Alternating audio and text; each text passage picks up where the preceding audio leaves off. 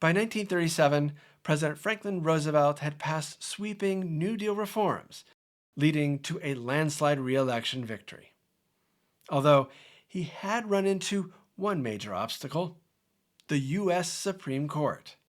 His not-so-subtle plan was to change the math, add additional justices, until the numbers finally worked in his favor. I'm Bob Summers, and this is a presidential story.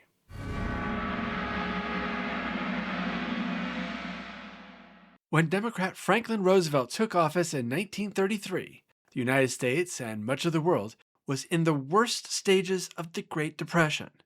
For his part, Roosevelt moved quickly, launching wide-ranging New Deal legislation aimed at stabilizing the economy and restoring public confidence. But during his first term, the Supreme Court, which leaned conservative, began striking down several of these laws as unconstitutional. This included one particularly bad day for FDR that became known as Black Monday. On that day, May 27, 1935, 3 New Deal cases were unanimously struck down. The court didn't just reject 3 New Deal laws, it rejected the constitutional vision Roosevelt believed was necessary to pull the country out of the Great Depression. To the administration, it looked like the court was blocking the government's ability to act in a national emergency. Roosevelt believed the crisis required expanded federal power, national standards, and the freedom to experiment with new forms of regulation and relief. To the court's conservative majority, they were defending constitutional limits and states' rights against what they viewed as sweeping federal overreach, driven in large part by the president's New Deal agenda, even though the programs themselves were popular. The clash only deepened over the next year. After winning the 1936 election in a landslide over Alf Landon, 523 electoral votes to Landon's aid, Roosevelt began exploring ways to secure more favorable outcomes from the court. Ideas ranged from limiting the court's appellate jurisdiction using ex parte McCardle, a case that confirmed Congress could limit what the Supreme Court was allowed to review, to proposing a constitutional amendment, but amendments required approval from 3/4 of the states, and Roosevelt knew that process would be far too slow. In December 1936, Roosevelt's Attorney General Homer Cummings received advice rooted in a 1914 opinion written by President Woodrow Wilson's Attorney General and current Supreme Court Justice James McReynolds. The suggestion was simple: tie the size of the Supreme Court to the age of its members. With 6 of the 9 justices over 70, public criticism of the court's age was already simmering. This idea led to the secret drafting of the Judicial Procedures Reform Bill of 1937. Among its provisions, the bill allowed the president to appoint an additional justice to the court for every sitting justice who had served at least 10 years, reached age 70, and declined to retire within 6 months. Each added justice would have full voting rights, and the total number of new seats was capped at 6, which just so happened to be the same number of justices over 70 at the time. The Constitution does not specify how many justices must sit on the Supreme Court. Since the Judiciary Act of 1869, Congress had established the Supreme Court would consist of the Chief Justice and 8 associate justices. Roosevelt now believed Congress could change it once again. On February 5, 1937, during a meeting with congressional leaders and his cabinet at the White House, Roosevelt unveiled his proposal to overhaul the federal judiciary, including the Supreme Court. To the lawmakers who mostly sat in stunned silence, Roosevelt argued that the aging justices could not keep up with their caseload. As evidence, he noted that the court had declined to hear 90% of the petitions submitted during the previous term. Some justices, he concluded, are often unable to perceive their own infirmities. To many in Washington, the meaning was unmistakable. Roosevelt wasn't just reorganizing the judiciary, he was trying to reshape the court to get the outcomes he wanted. And yet, the initial reaction on Capitol Hill, controlled by members of the president's own party, suggested he still might have the votes to push the plan through. Hoping to build on what appeared to be majority support in both chambers of Congress, Roosevelt delivered speeches urging his fellow Democrats to back the plan. Then he took his case to the American people. In his 9th fireside chat on March 9th, Roosevelt argued that the Supreme Court was thwarting the will of the voters, accusing the majority of reading into the Constitution words and implications which are not there and which were never intended to be there. He also argued that the bill was needed to overcome the Supreme Court's opposition to the New Deal, insisting that the nation had reached a point where it must take action to save the Constitution from the court and the court from itself. Roosevelt continued, "This plan of mine is no attack on the court. It seeks to restore the court to its rightful and historic place in our system of constitutional government and to have it resume its high task of building anew on the Constitution a system of living law.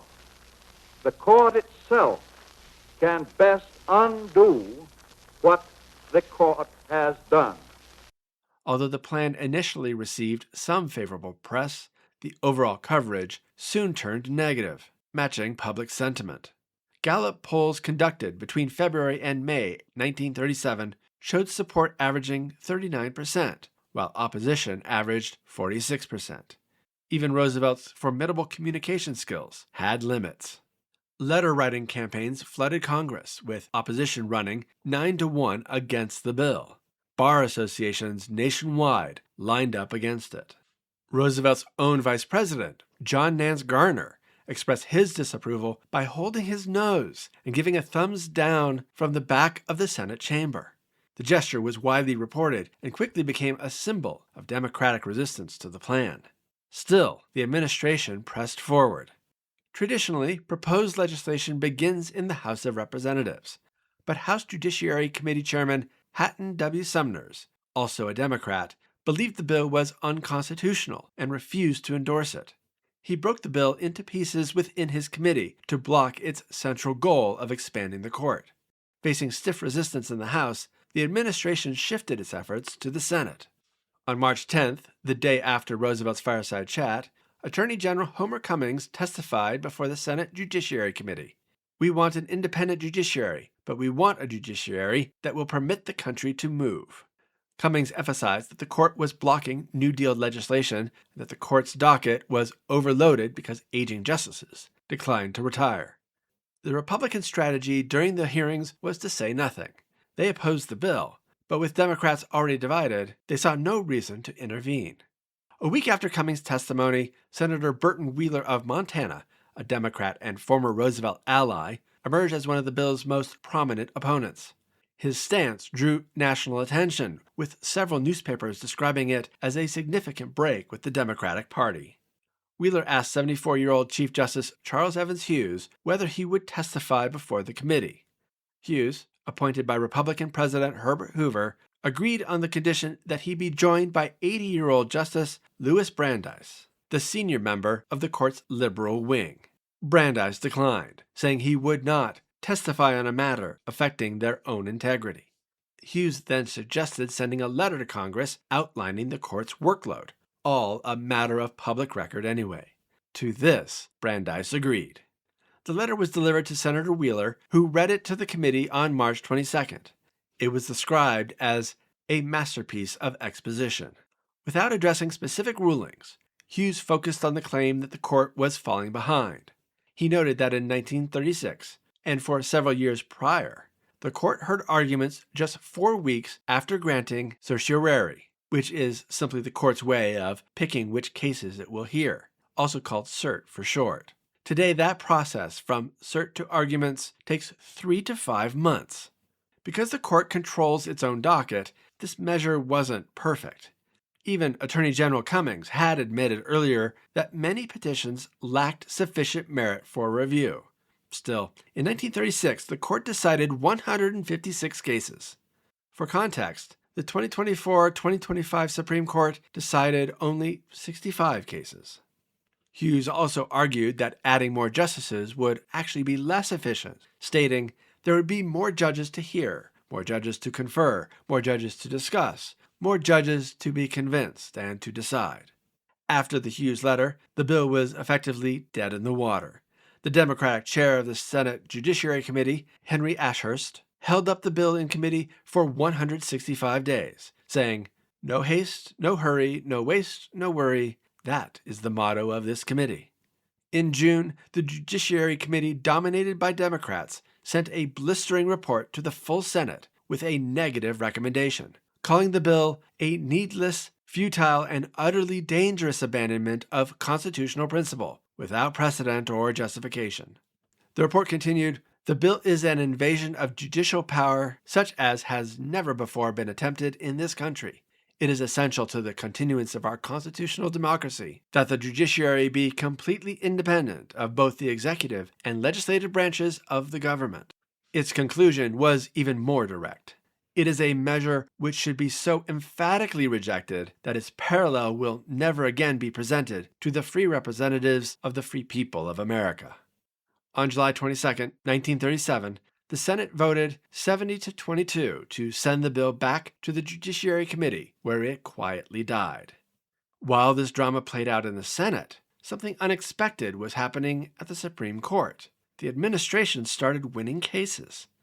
3 weeks after Roosevelt's fireside chat on the court-packing bill, the court handed down 3 decisions on March 29, 1937, all upholding New Deal legislation. The day became known as White Monday, a deliberate contrast to the Black Monday of 2 years earlier. 2 of those decisions were unanimous, but the third drew the most attention. In West Coast Hotel Company v. Parrish, the court upheld a Washington state minimum wage law in a 5-4 ruling. The surprise came from conservative Justice Owen Roberts, who had previously voted against most New Deal measures. Roberts' shift was widely interpreted as a response to political pressure, a way to protect the court's independence by making Roosevelt's plan to add new justices seem unnecessary. The moment became known as the switch in time that saved 9. However, recent legal historical scholars have challenged that narrative. Roberts' vote in the Parrish case was cast before Roosevelt publicly announced the court-packing plan, and some scholars argue his decision was consistent with his legal reasoning in earlier cases. Then, in mid-May, 78-year-old conservative Justice Willis Van Devanter announced he would retire at the end of the term on June 2nd. Van Devanter's retirement announcement undercut one of Roosevelt's chief complaints, that during his entire first term, he had not been able to appoint a single Supreme Court justice. Now he finally had an opportunity to shape the court. But the vacancy also created a personal dilemma. Long before the court-packing bill was introduced, Roosevelt had promised the first open court seat to Senate Majority Leader Joseph T. Robinson. The problem was that Roosevelt had been arguing that the court needed younger justices, and Robinson was 64. Robinson was also the administration's most forceful advocate for the bill in the Senate. 2 months after Van Devanter's retirement announcement, and just 8 days before the Senate vote on the bill, Robinson died of a heart attack. His death released Roosevelt from his promise and deprived the bill of its most influential champion. In the end, the bill was not necessary. Over the 4 years following Van Devanter's retirement, 6 more justices either died or stepped down, leaving only Harlan Fiske Stone and Owen Roberts as the remaining members of the court Roosevelt inherited in 1933. But for something that turned out not to be needed, the bill cost Roosevelt dearly. His New Deal coalition fractured, his momentum for additional reforms evaporated, and he lost political capital with voters. In the 1938 midterm elections, Democrats lost 8 Senate seats and 81 House seats, a sharp rebuke to a president who had entered his second term with one of the largest mandates in American history. Thanks for watching.